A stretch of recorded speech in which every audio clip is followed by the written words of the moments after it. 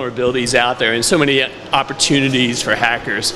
We started off and we put, all these web applications out, and we were in a rush to push them out, and now we're starting to discover that, oh, by the way, they're just littered with vulnerabilities. And so initially, the attackers were just kind of going for reputation and showing that they could do things.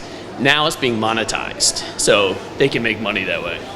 One of our big pushes is to help developers learn how to become better developers and to stop putting these kind of vulnerabilities in their code.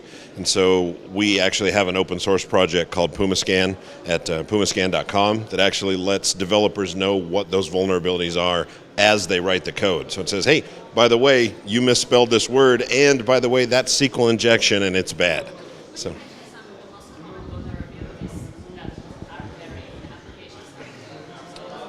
So one of the biggest things we push are the OWASP Top 10, so the Open Web Application Security Project, and it's a nonprofit group that's worldwide that really talks about what those vulnerabilities are and tries to kind of categorize them. And so our talk this morning was actually on some of the OWASP Top 10 and how to hack them and how to find out in your code what it looks like and how to fix them.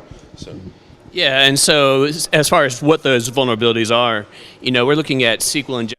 Been around, decades, but we're still finding it in code. And during our talk, we talked about cross-site scripting. This is a vulnerability that's typically what we call a gateway vulnerability. Allows you to move to other exploits as you move along. And we would say we'd find that in probably about 70 to 80% of our applications we review.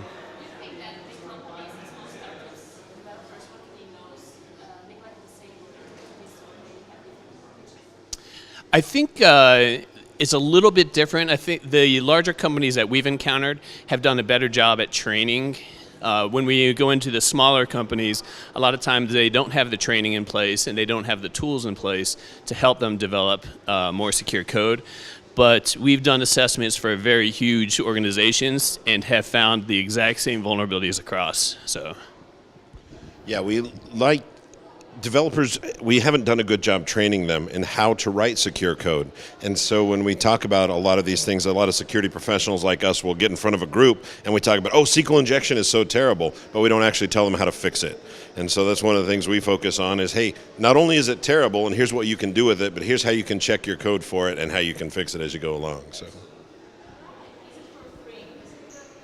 Yeah, so PumaScan is a completely free open source tool, and you can stick it in, you can put it as part of your continuous integration, continuous delivery pipeline, so you can actually continuously check your code as well as the developer checking it in their own IDE.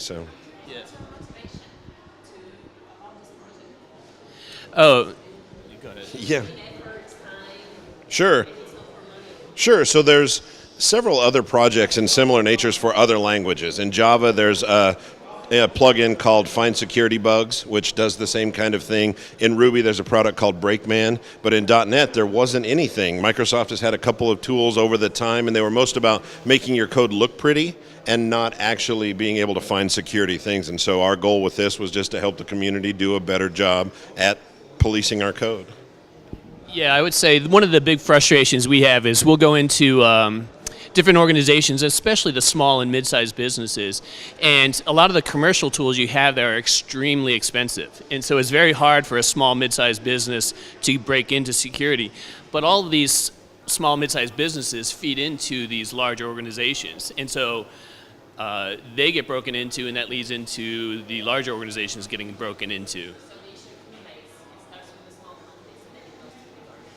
Exactly.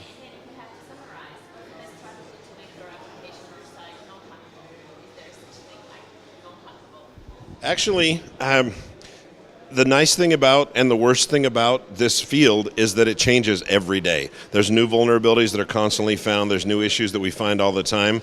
But the key thing to focus on from an organizational standpoint is let's fix 5 things a week. Right? If we can fix 5 XSS bugs, or we can make our codes a little more secure, each thing, don't try to bite it all off at once, don't try to finish everything at once, just try to make it a little bit better every time, and overall will be a much more secure place.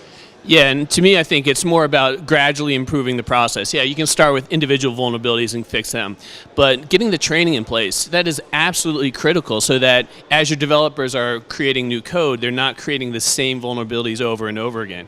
Once you have that in place, now you can get some of the static analysis tools in place. And so it's reinforcing the training, but then it's assessing the code continuously. Once you have that in place, improve your process a little bit more, get dynamic assessments in place, get your security requirements, but take bite size, because if you try to do it all at once, it's just going to fail. It frustrates everyone. You still have to get the process done. At the end of the day, it's still about making sure that that product is available to the users. So let's not make security a blocker point. Let's just add a little bit each time to make it better. Yeah, that's you have to make it easy for, I'm a firm believer that humans are inherently lazy.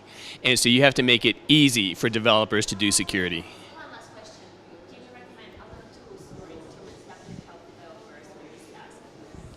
Yeah, so I'm a big fan of OWASP. We're both on the board in OWASP Denver. But OWASP has a lot of tools. They have a lot of great materials for training. There's the ZAP tool, which helps from the dynamic assessment side. Very great tool. There's a lot of great tools there, and I encourage everyone to go into OWASP and check some of the projects out. Absolutely. Thank you, Steve. Thank you, Harry. Yep. It was really a pleasure. Thank you. Pleasure.